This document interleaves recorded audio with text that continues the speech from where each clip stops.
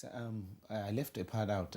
Whilst you were the chief coach of GAFA, you met with Chief Alex Akinyele, the former Minister of Information and Minister of Sports in Nigeria as well. Chief Akinyele was much my junior. Okay. He was the games master.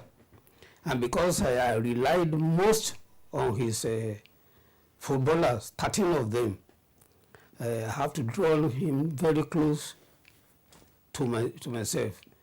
Wherever we went, he was my referee.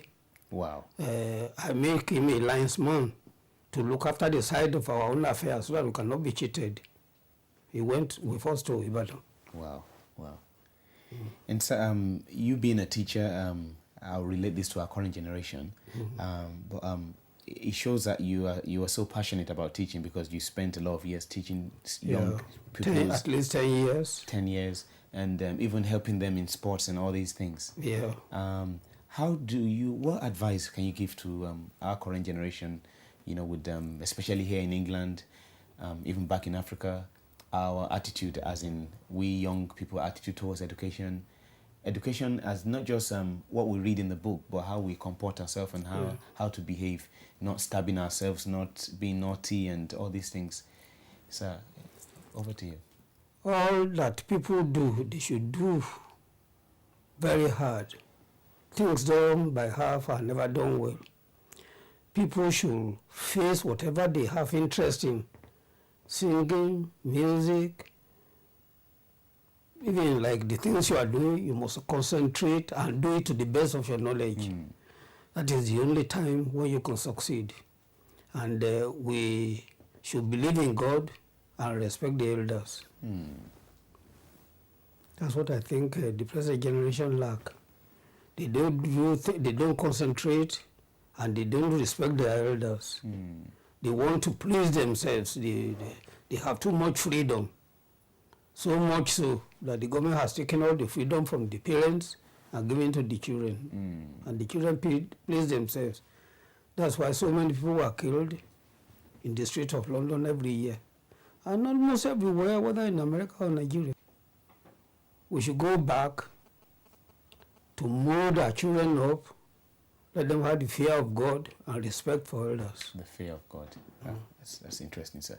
Also, one of these pictures, you took this picture with the former ambassador of Nigeria to UK, Chief Christopher Kolade. Ambassador Kolade.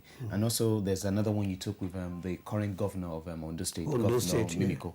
Tell us about those occasions, sir. I'm a member of Ilorigi National Progressive Association, and we discuss a lot of things. In one of our meetings, we decided we want to visit the High Commissioner of Nigeria so that we can learn how those of us who are in the diaspora could benefit from what is going on at home. Was this in 2004, 5? 2005. And 5. We went to see him in the High Commission. I was a member of that team that went there. Here in London? Here in London. We discussed with him. Some of us have known him, like Bashorun Femi Adewale Gentoo. Yes, sir. When Kolade was in USA, he was buying cocoa and selling to him, so he knew him then.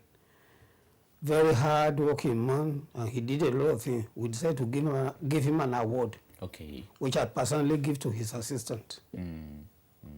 That's how we took the picture in London here. And the Governor Mimiko? Governor Mimiko, I'm a member of a Brighter Days association who encouraged Mimiko to contest for the election because we knew him as a honest man. And when he was about to launch his entry into the governorship election, he came to Britain here and we launched him. That's why we took those pictures. We were all interested in him. In fact, when finally he seemed to have lost the election, we still supported him. Now he is the governor of Ondo State. Interesting, sir. Back to the sports. Even last week, the Flying Eagles didn't fly very well. They had a disastrous tournament, and they were knocked out in the second round by Germany. The Super Eagles as well, they're not doing so well. They drew against Tunisia, a game that I know you saw and you were not happy about. And the coach as well, Coach Amadou, everyone seems to say he doesn't know what he's doing. From your experience and your know-how, what can we do to make sure that our sports are the best way it should be? Even if we had the best coach in the world, we might not succeed because our government interferes too much. The interested who becomes the chairman of the NFA, they want to supervise too keenly the coaches, even when they were not properly paid and not well paid. What is wrong is that we are ill prepared.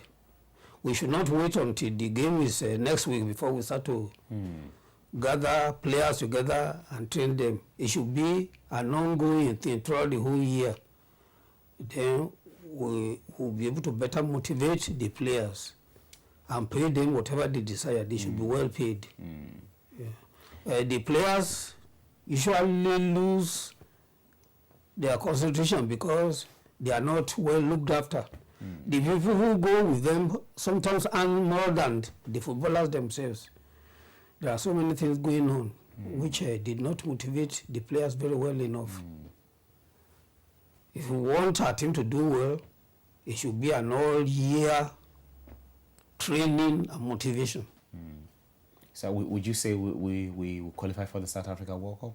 What's your prediction, sir? We can still qualify, but it depends on how the men who are the affairs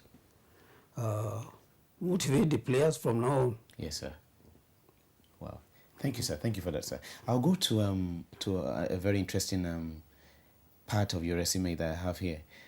It was actually in 1956 when you became the founder of Red Cross in the Old Ondo province, combining two states together, that's Ondo and Ekiti State.